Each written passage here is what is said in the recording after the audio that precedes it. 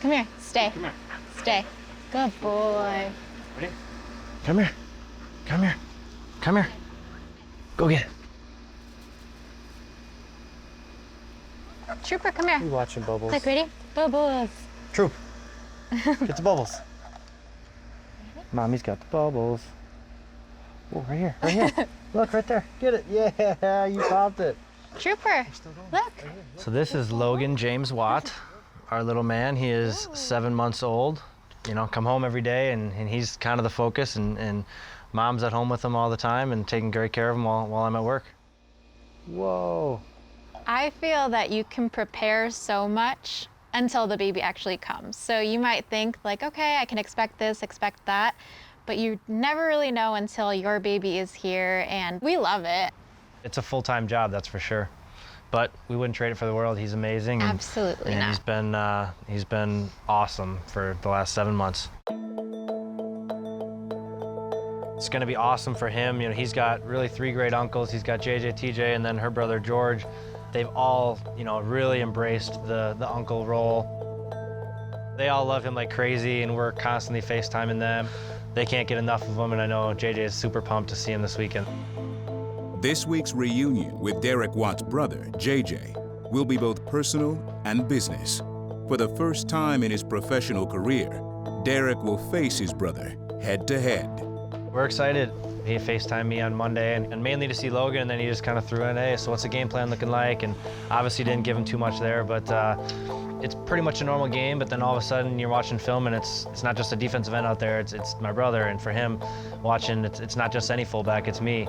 So it's cool in that aspect, and especially, I mean, he's obviously a tremendous player, and we're definitely game planning for him and finding ways to prevent him from wrecking the game, because he has that ability.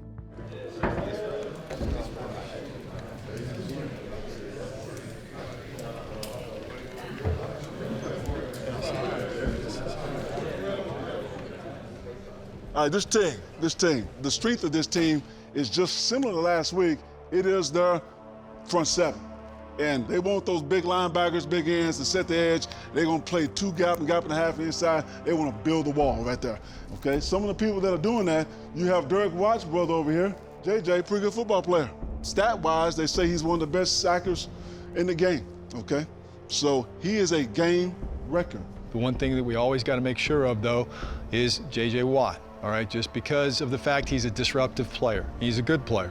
You got to make sure that we have a plan for knowing where he is, identifying that, and handling that. Yeah, it's a good front. I mean, I feel like, you know, last week too, we had, you know, the strength was their front, and you mentioned Watt, and shoot, they got others too that are solid. So it's a good front, good defense, and we'll have a work cut out for us. Sunday's matchup against the eldest Watt brother will be Rivers' 222nd in a row, the most among active players. The Chargers' signal caller has the resume of a Hall of Famer and the work ethic of an upstart. Just ask his right-hand man, quarterbacks coach Shane Steichen. By himself. No, I know. I've known him for 8 years, so that relationship has gone on for, for 8 years, pretty good, and it builds every year. You know, you get to know each other more and more and more, and so the more you're around him, you start to kind of see things alike, and I think he just wants to win. That's a good ball. That's completion. There you go. Just be careful coming in there super fast, you know what I mean? Because the guy's going to be sitting right in here. Right when he goes play action, hit it. All right? There it is. Yeah. He's ready to go every day. He takes the meetings to the practice field to game. I mean, his demeanor doesn't change. I mean, that's just who he is. He loves ball, and you can see it just how he goes about it every day. Ready? Yeah. Let's go! Let's go! 380. Good. What he's done to be able to go out there and play that consecutive amount of games and show up every week for his team is unbelievable. I mean, it's crazy just to see that and show up every day and just battle through, and it just shows you how tough he is. I mean, what he's gone through in his career, like I say, he played the AFC Championship game with a torn ACL. I mean, nothing's going to stop him from going out there and playing. Rivers taking a shot deep down the field. Caught! Touchdown!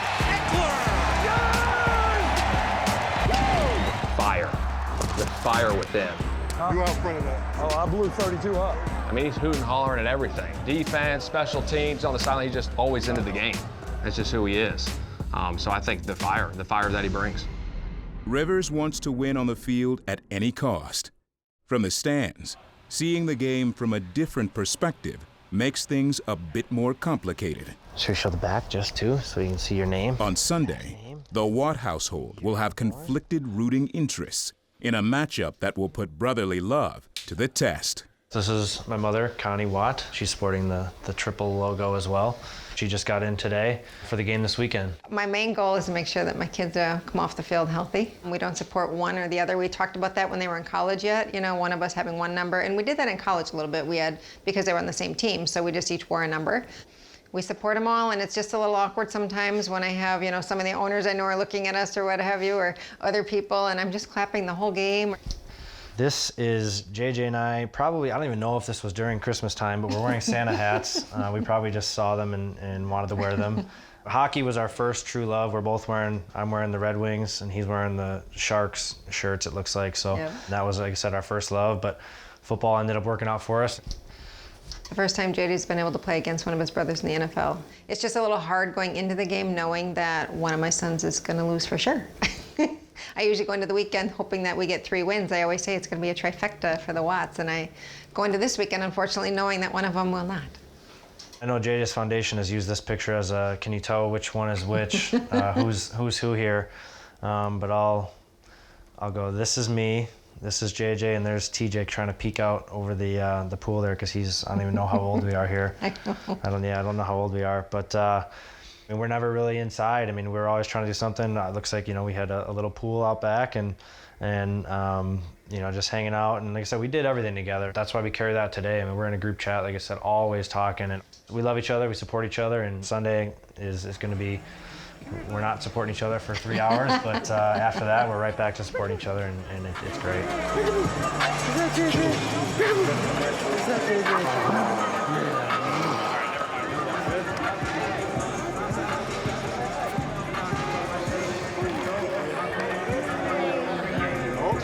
It's a little warm. It's warm. It's hot. All right, be nice. The stage is set for a Watt showdown. Over the next 4 quarters, Family Matters will take a back seat in a battle of 1-1 teams, led by 2 Pro Bowl quarterbacks. Deshaun Watson in his 3rd season out of Clemson. Motion man now QT, trying to set up the screen as Watson, and he's just going to dirt it, and they're saying, that's a backward pass. Backward pass. Scooped up by Desmond King. It's a turnover. Hey, get that hands over there. Hey, I don't know anybody's behind me. How you get hot like that, man? So it is ruled a fumble. Chargers will have the football. Delta! Rivers, shotgun snap to pass. They rush forward to the end zone. Keenan Allen caught, touchdown. Woo! 7-yard strike to Allen. And career touchdown pass number 378 for Rivers, 6th most in history. Well, there may not be a better route runner in the sport than Keenan Allen. The mastery, the releases that he has at the line of scrimmage. We about blew the money. Hell no, freeze! Freeze! Freeze, and everybody be still, because we got a touchdown. Gosh, I motioned the wrong guy. Dontrell and Kenny were both coming in motion. Hey, I see you right there. Hey. Everybody stop. Every great quarterback needs a safety net. For Phillip Rivers, it's route running artist Keenan Allen. Good. Rivers on 1st down to the air. That's his favorite target, Keenan Allen. Going out to Keenan Allen. He's got 1st down yardage thanks to a stiff arm out left sideline. It came out hot. Play action from Rivers. Puts a man under it. Near side Allen. Rivers under pressure. That pass is caught. 1st down Chargers, and it's Allen. JJ says you get all up too fast. Why don't you slow down a little bit? Yeah, I bet he does. 380! Good! It's Derek Watt in motion. Rivers under duress over the middle. Allen breaking a tackle, and he will waltz into the end zone for the touchdown.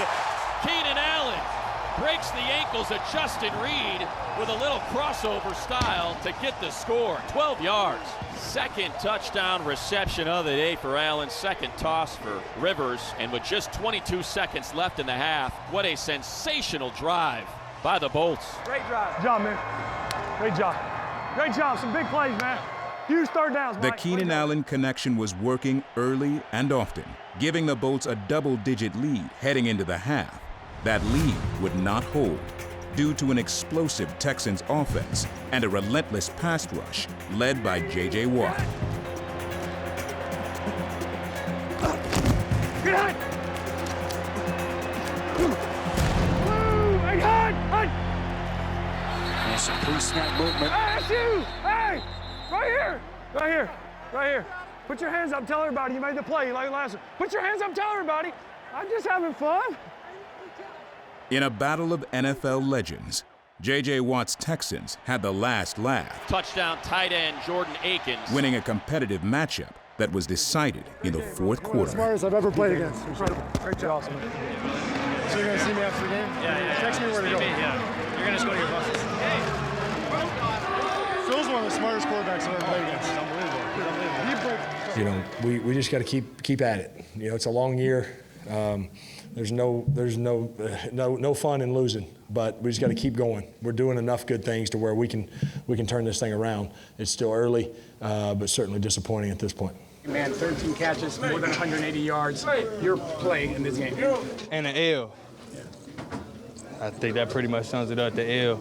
You know, it's not as meaningful, obviously, you know, with the loss, but, you know, I'm gonna try to be consistent as I can, be as available as I can for the whole season. No cutting corners. That's how you become the number one receiver in the NFL. Keenan Allen joining us right now on the Petros and Money Show on AM 570 LA Sports on the Chevy Silverado Celebrity Hotline. And you've always had a pretty professional approach preparation-wise, I think even as a college player. But how long did it take you to get used to the length of the NFL season, or the grind, as they say? Well, yeah, I'd say a couple of years. It's definitely a long season. It's bearing down on your body, your mind, mentally, and everything. So you just gotta stay tuned in. You gotta be a pro, and you know, the routine is definitely key. Just finding a routine and staying with it. When you play with a quarterback like Phillip Rivers, if you watch and you go back and watch plays over and over, you'll notice he's releasing the ball before you get to that spot where you're going to catch it. And how much of the same page do you have to be on with him to make sure you and the ball arrive at that spot at that time?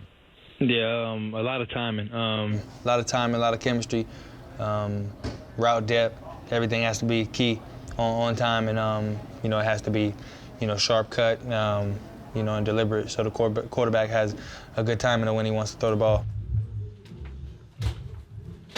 Through 3 games, Keenan Allen is the league's most productive receiver. As the Chargers look to end the season's first quarter at 500, the emphasis is closing out games. This week, I want us to focus on us.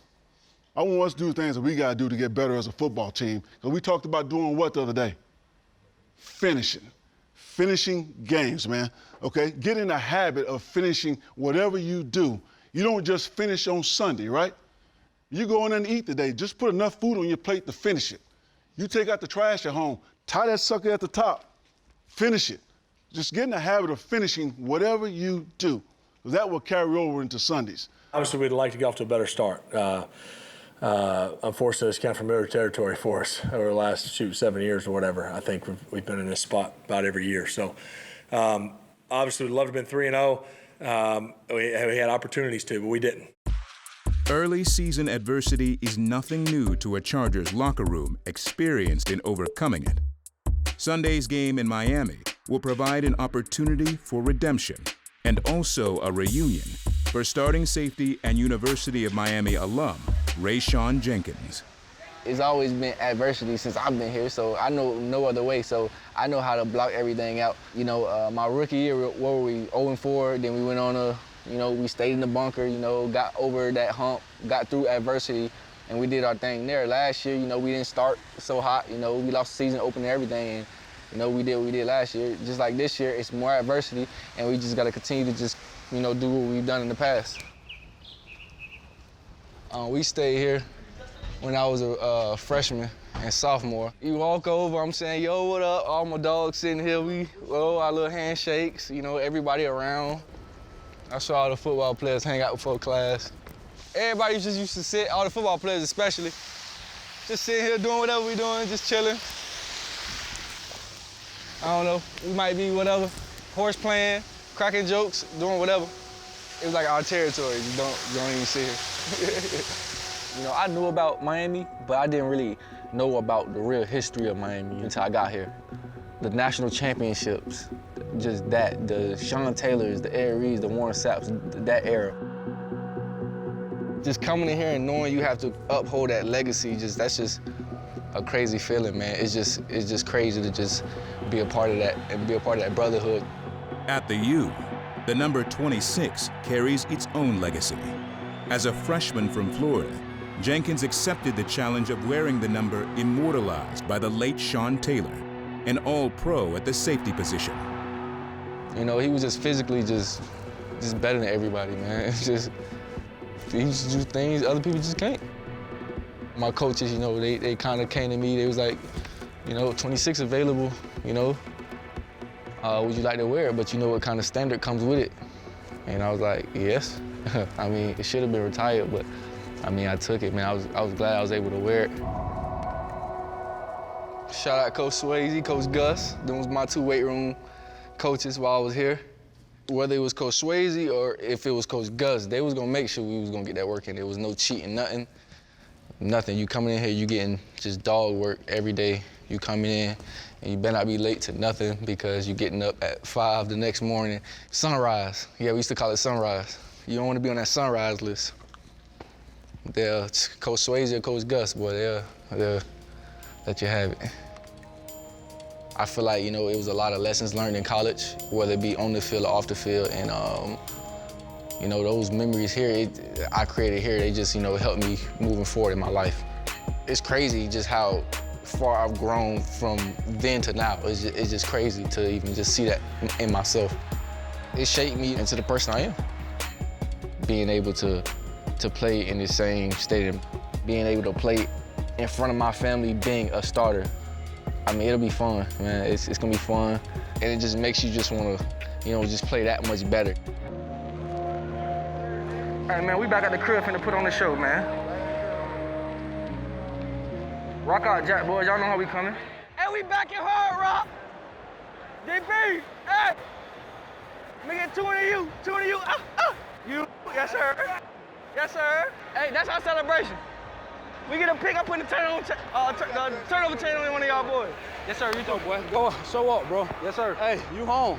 Show up. Let's do it. Play ball. Appreciate you, brother. Appreciate you, brother. Jenkins' homecoming got off to a slow start. Trailing by 4 in the waning moments of the first quarter, the Chargers found their rhythm at Hard Rock. Backs in, and it doesn't look like any tight ends. That's Pope in motion. Rivers pumps to his left. I think he wanted to go to Pope. Nothing's there. Rivers underneath. He has Pope at the 7, and he dances into the end zone. Touchdown, Chargers. A lot of young guys are going to get opportunities today. Somebody else has to step up for these Chargers. Hey, I see you, G. I see you, boy. Absent several key contributors, the Bolts relied on offense by committee to fill the void. It's second down and 7, and Rivers looking to throw. Pressure's coming. He throws. Pass is complete, and he's got Lance Kendricks. Middle of the field. Pass is complete in mid. Yes, sir. Yes, sir. Rivers throws to his left. Pass is complete to his left. Andre Patton has the first down. 50 seconds left. Eckler is split out to the far side. Rivers steps up. Oh, Eck, wide open. Eck, oh my God. He's on the run. Has Eckler on the near sideline. Eckler breaks a tackle toward the pylon. Touchdown, Chargers. Good job, boy. Good job. Good job. Good job, Buster. Good job. Good job, man. Hey, defense. The Dolphins remained within striking distance heading into the intermission. Coming out of the half, Rayshawn Jenkins and his teammates brought the heat in the Sunshine State.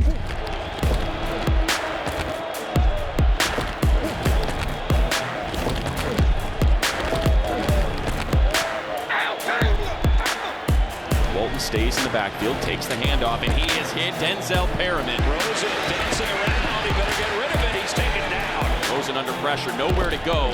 And he is wrapped up and dropped. Another sack for the Chargers. He's still in his end zone and is thrown down right at the goal line. I see what?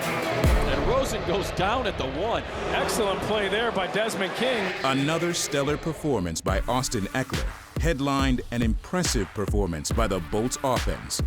With a game in hand in the fourth quarter, the Jack Boys closed the door on a crucial road victory.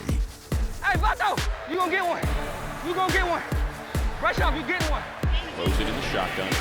Charcers up 17. Makes sense, though, the way they haven't really moved the ball.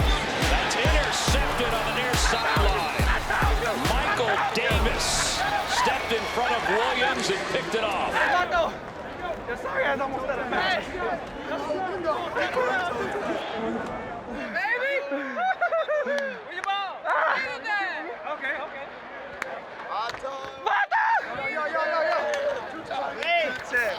Hey, that's what I told you. Chargers defeat the Dolphins 30-10, even up their record at 2-2. We said it was going to take every man on the roster, okay? And believe me, it did. You stepped up. A lot of you guys stepped up, and it's going to make us a better football team in the long run. And let me tell you something. Just because that team was 0-3, don't you let that take away from this victory, okay? They threw everything they had at you, and you were prepared for it. You did it on Wednesday, Thursday, Friday, and Saturday, okay? We finished this first quarter at 2-2. Let's get ready to go win this second quarter. B-Bang, come in and break us down.